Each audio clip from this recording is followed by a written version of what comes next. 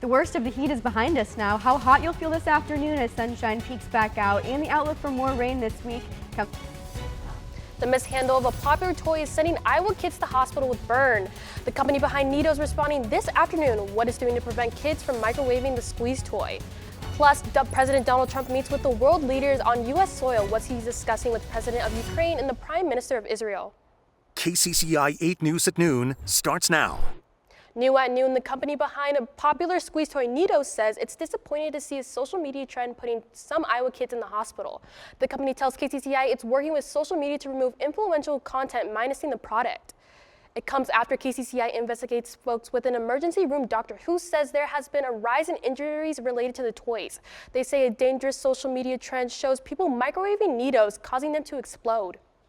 And those kids are often right at eye level, so that burn can hit them, or that fluid can hit them in the face, neck, upper extremities, and so it has a tendency to be a little bit more traumatic. The full story is online right now at kcci.com.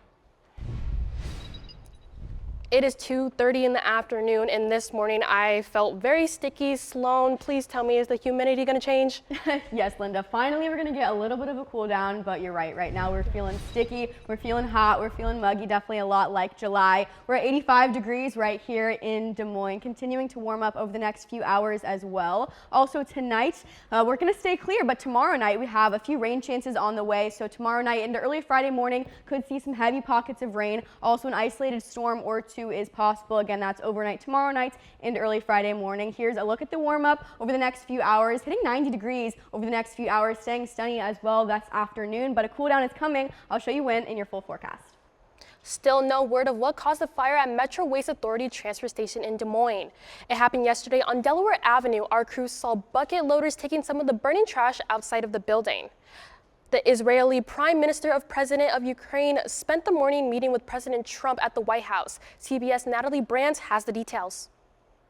President Trump and Israeli Prime Minister Benjamin Netanyahu met behind closed doors Tuesday, their first in-person meeting at the White House since launching the conflict with Iran. Bibi's telling me that because he wants me to stay involved. Before the meeting, the president told Fox News he expected Netanyahu to push him to keep pressure on Iran, especially to curb their nuclear ambitions. While the president said the U.S. and Iran are talking, he again threatened to target the country's infrastructure if Tehran doesn't make a deal. Most of the bridges, the major bridges, will all be gone. And the power plants in one day. And, you know, if I can avoid doing that, I'd like to do that. With around 63% of Americans saying the conflict is going badly for the U.S. Now, world leaders aren't the only ones paying their respect to the late Senator Graham today. Lawmakers are also gathering in the nation's capital. The Republican senator served in Congress for more than 2 decades. Members of Congress presented wreaths. Vice President J.D. Vance spoke on Graham's work, legacy, and friendship. I remember Lindsey Graham as a man who loved people. And because he loved people, he was willing to reason with them, to respect them, and ultimately to persuade them. And this afternoon, Washington National Cathedral is hosting a funeral service where President Trump will speak. Graham died unexpectedly on July 11th from heart issues. On Wednesday, he will be buried in his home state, South Carolina. Right now, the Iowa Environmental Council is hearing from people living in Boone. They have concerns about Iowa's water and cancer rates. KCCI was there when the council met with people in West Des Moines. Right now, Iowa is second in the country ranking for new cancer cases. Iowa Cancer Registry predicts 21,700 new cancer cases will be diagnosed this year. And happening today, West Des Moines Schools is hosting a job fair. The district is in need of bus drivers and custodians.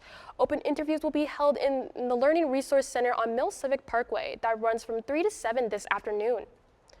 Marshalltown is supporting a new idea for Central Iowa Shelter and Services. The plan will combine shelter, affordable housing, and support services for people with traumatic brain injuries. CIS says half of those individuals have a brain injury, and its CEO says combining services would be helpful. Which is relatively significant when you think about all the systems and the complexity of navigating these systems in order to not only afford a housing, but afford putting the food on your table. The City Council voted in favor of supporting the project. Any agreements will still need to go through the council approval process. Right now, small business owners are getting ready for a fresh start in Clive. Painted Tree Boutiques closed in April after declaring bankruptcy. Now, 11101 Collective is opening in that same spot. The storefront will house more than 100 local vendors under one roof. There will be a soft opening Thursday and Friday from noon to 6. And a replica of the Vietnam Veterans Memorial is moving through central Iowa today. The wall that heals is leaving Manning for Brooklyn. Jasper and Poweshiek County deputies will escort the memorial. It starts in Altoona around 2 p.m. and will go along Highway 6. People can line up at the route to show their respect. The wall that heals will be on display at the BGM High School football field in Brooklyn. It will open around the clock to public starting Thursday at 6 p.m. until 2 p.m. Sunday. And right now, the AAU Junior Olympics are underway across Des Moines, welcoming thousands of athletes to compete at sport facilities across the metro. The event offers 17 different sports and thousands of athletes. This includes Olympic staples like swimming and track to sports like flag football, cup stacking, or even jump rope. Competitors come from all over, right here in central Iowa. It will be held in several different venues across Des Moines, West Des Moines, and Iowa City, making it possible to bring any event of this size to central Iowa. So even though they're competing at one of those specific venues, they're staying in hotels throughout the region, and that gives them the opportunity over that 12 days that they're here to visit our attractions like Adventureland or eat in our restaurants, shop in our stores, really impact the community as a whole.